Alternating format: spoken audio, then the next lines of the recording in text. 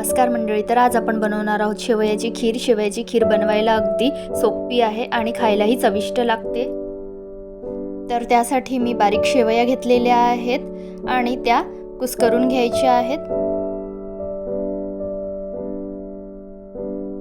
एका भांड्यामध्ये तूप गरम करून घ्यायचं आहे। 1 चमचा तूप पूर्णपणे वितळवून घ्यायचं आहे।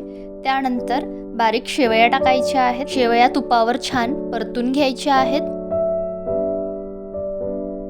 लो फ्लेमवर शेवया छान भाजून घ्यायच्या आहेत तुपावर।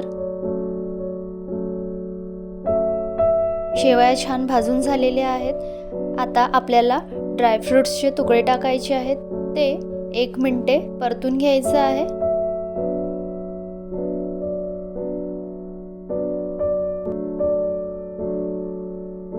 मिश्रण छान परतून झालेलं आहे। आता आपल्याला दूध ॲड करायचं आहे।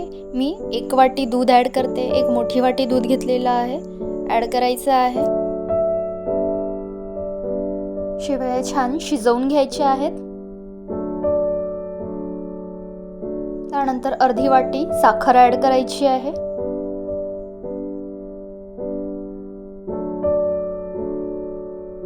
वेलची पूड टाकायची आहे।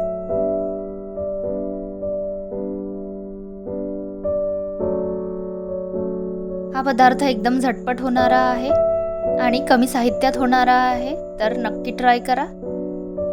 अचानक घरी पाहुणे आले तर आपण गोडाचा पदार्थ म्हणून शेवयाची खीर करू शकतो।